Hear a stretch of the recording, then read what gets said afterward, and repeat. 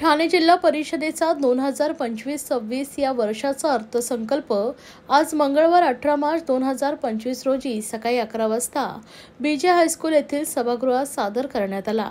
जिल्हा परिषदेचे मुख्य लेखा व वित्त अधिकारी वैजनाथ बुरडकर यांनी मुख्य कार्यकारी अधिकारी रोहन घुगे यांच्याकडे अर्थसंकल्प सादर करण्यासाठी अर्थसंकल्पाची प्रत यावेळी प्रदान केली। जिल्हा परिषदेचे मुख्य कार्यकारी अधिकारी तथा प्रशासक रोहन घुगे यांनी जिल्हा परिषदेचा 108.93 कोटी रुपयांचा अर्थसंकल्प सादर करताना लोकाभिमुख, गतिमान, पारदर्शक अर्थसंकल्प आहे असं प्रतिपादन केलं आहे। अर्थसंकल्प सादर करत असताना सर्वात पहिल्यांदा मी सांगितलं की हा अर्थसंकल्प अधिक लोकाभिमुख, अधिक गतिमान आणि अधिक पारदर्शक कसा प्रकारे करता येईल अशा प्रकारच्या सर्व उपाययोजना आपण या अर्थसंकल्पामध्ये सादर केली।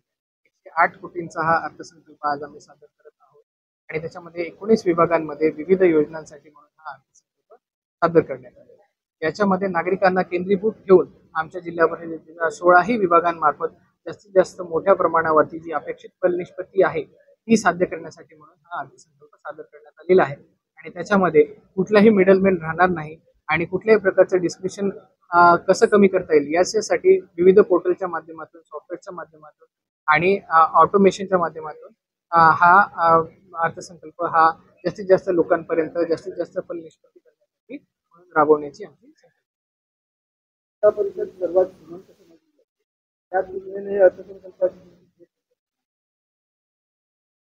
आपण थोडंसं इलॅबोरेट केलं की असं आपल्याला कशामुळे वाटतं, तर त्यामध्ये मी आणखी चांगल्या पद्धतीने तुम्हाला आन्सर करू शकतो। आमच्या म्हणण्याच्या नुसार तर मागच्या वर्षीच्या कंपॅरिझन मध्ये देखील आम्ही अर्थसंकल्पामध्ये भरीव तरतूद केलेली आहे। प्रत्येक ठिकाणी जिथे जिथे डिस्क्रिप्शन होतं ते कमी केलेलं आहे।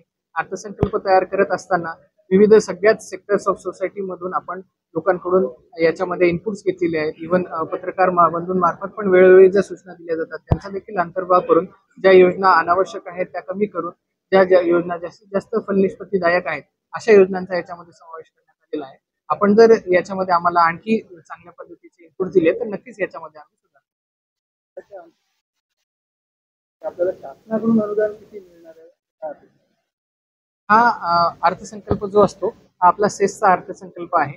हा शासनाकडून मिळणाऱ्या विविध अनुदान आणि विविध निधींच्या पूरक असा अर्थसंकल्प असतो। अशा प्रकारचं जर आपण शासनाच्या आपल्याला विविध सोर्सेस मधून जे अनुदान सेससाठी उपलब्ध होतं ते कन्सिडर केलं तर ते जवळपास 65 कोटींचं अनुदान असणार आहे आणि त्या 65 कोटींच्या अनुदानामध्ये 50% अनुदान हे आपल्याला जिल्हा परिषदेला ठेवावं लागतं, 50% अनुदान हे ग्रामपंचायत स्तरावरती वर्ग करावं।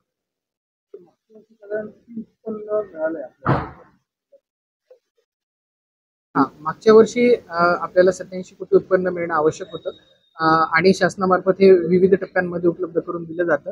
तर ते त्यापैकी 29 कोटी आपल्याला भेटलेला आहे आणि उर्वरित निधी हा मार्च एंड पर्यंत आपल्याला मिळणं अपेक्षित आहे। त्याच्यासाठी गव्हर्नमेंटकडे आपण मुद्रांक शुल्काची मागणी देखील सबमिट करण्यात आली।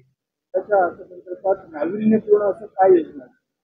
त्याच्या अर्थसंकल्पामध्ये नाविन्यपूर्ण अशा बऱ्याचशा योजना आपण केलेल्या आहेत। जसं की मी सुरुवातीला जसं सांगितलं की डिस्क्रिप्शन आपल्याला कमी करायचं, जेवढ्या काही शासनाच्या योजना आहेत आपल्या जिल्हा परिषदेमार्फत राबवण्यात येणाऱ्या त्या सर्व योजनांचं पोर्टल आपण तयार करतोय जेणेकरून जास्तीत जास्त नागरिकांना याच्यामध्ये पार्टिसिपेट करता येईल आणि एकदा आपल्याकडे अर्ज आल्याच्या नंतर त्याच्यामध्ये कुठल्याही प्रकारचं डिस्क्रिप्शन न ठेवता कम्प्लीट रँडमायझेशननी आपण ह्या योजना लोकांपर्यंत पोहोचवणार आहोत।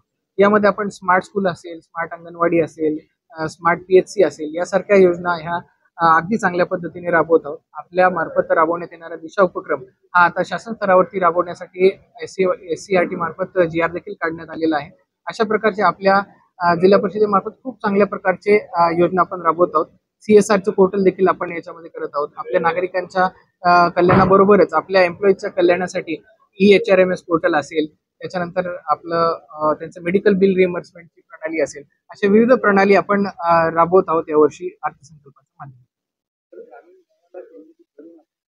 आरोग्याचा विचार करतो तर काय तरतूद केली? सार्वजनिक आरोग्याचा आपण विचार करत असताना सर्वात पहिले तर आपल्याकडे जे प्रायमरी हेल्थ केअर सेंटर्स इथलं जे इन्फ्रास्ट्रक्चर आहे ते इत्यंभूत इन्फ्रास्ट्रक्चर उपलब्ध असणं आवश्यक आहे। तर आपल्याकडे 35 PHCs आहेत, त्यापैकी 22 PHC ह्या अगदी चांगल्या पद्धतीच्या इन्फ्रास्ट्रक्चर सोबत आपण यावर्षी रेडी करत आहोत। उरलेले PHC मध्ये ज्या काही गोष्टींची आवश्यकता आहे तीही आपण यावर्षी विविध स्रोतांमधून निधी उपलब्ध करून देऊन 100% PHC आपण अत्याधुनिक तंत्रज्ञानाने युक्त अशा आपल्या लोकांसाठी उपलब्ध करून देत आहोत.